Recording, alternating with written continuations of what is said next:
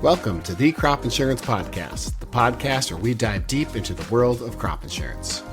I'm your host, Mike Rydell, a third-generation crop insurance agent, and I'm thrilled to have you join me on this educational journey.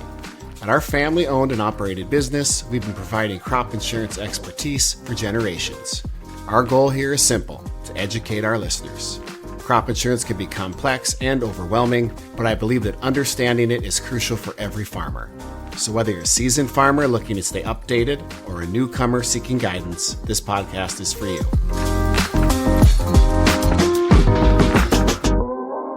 Let's take a moment to thank some of our sponsors of the Crop Insurance Podcast.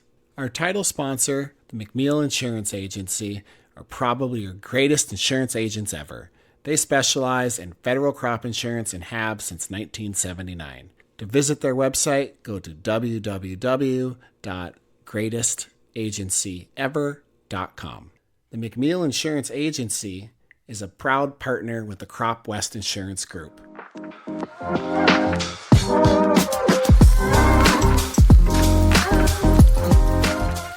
Welcome to today's special edition of thecropinsurancepodcast.com, where we'll be talking about field grain fire insurance.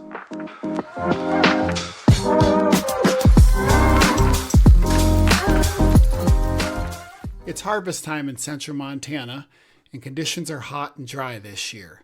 One of the big concerns our producers have is fire in the fields from their combines. Now, many people think that their federal crop insurance policy covers fire.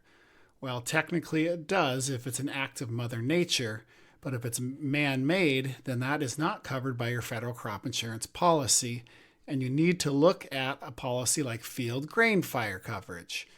Now, depending on what crop you have and where you're located, these conditions may vary, but in central Montana, field grain fire policies are very popular and very inexpensive. As we know, fire can destroy your grain crop in moments, and the field grain fire program can protect you from just that. It ensures the standing grain crop against direct loss by fire, and it protects your business in the event of a disaster. Some basics behind the way the policy works is when you call your federal crop insurance agent to set the coverage up, you pick a coverage per acre, just like you did with hail insurance. You can pick and choose which crops you want to insure, which acres you want to insure, and how much per acre you want to insure. That's completely up to you. The deadline for field grain fire coverage is obviously fire or harvest. So you just need to make sure that if you're getting ready to harvest or you think that the fire conditions might be getting worse in your area, call your agent to get the coverage put in place. The coverage does not begin until 12:01 a.m. on the day immediately following the date the application is signed by both the agent and the farmer. Each crop has their own limit per acre based on the county and the crop and each carrier stipulations. There are some additional coverage items that you can add for an additional fee, such as stored grain coverage endorsement. The stored grain coverage endorsement also provides transit coverage from the first place of storage to the normal selling point, but it does not exceed 100 miles. And all of these cost additional on top of the field grain fire coverage rates. So the entire premium is earned upon inception date of the policy. It's an annual premium. You're just going to pay it the one time, and it's typically due with the application in certain parts of the country, but that might vary state to state.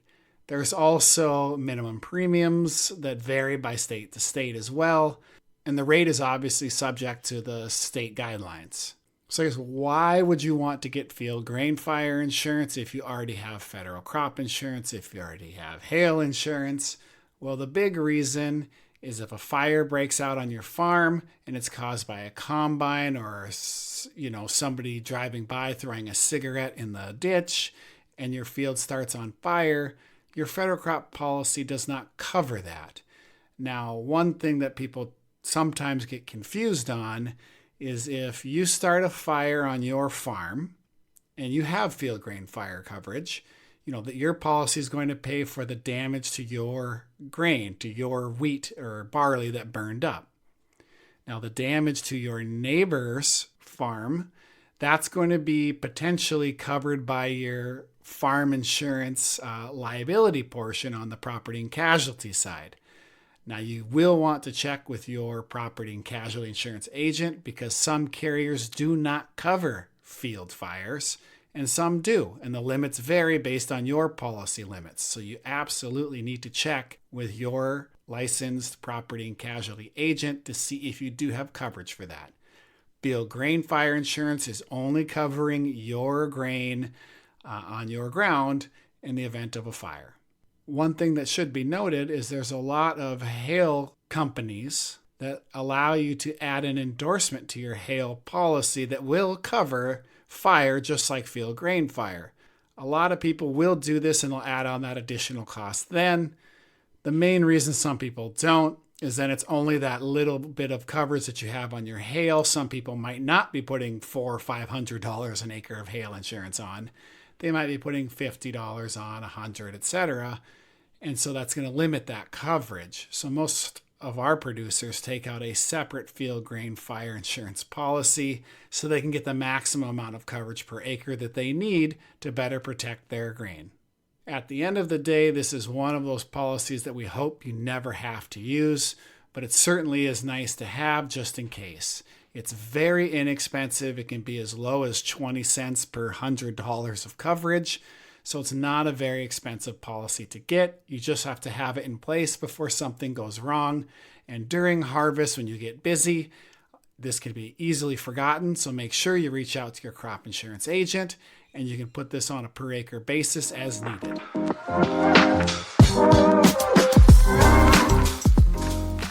From my family to yours, thank you very much for listening.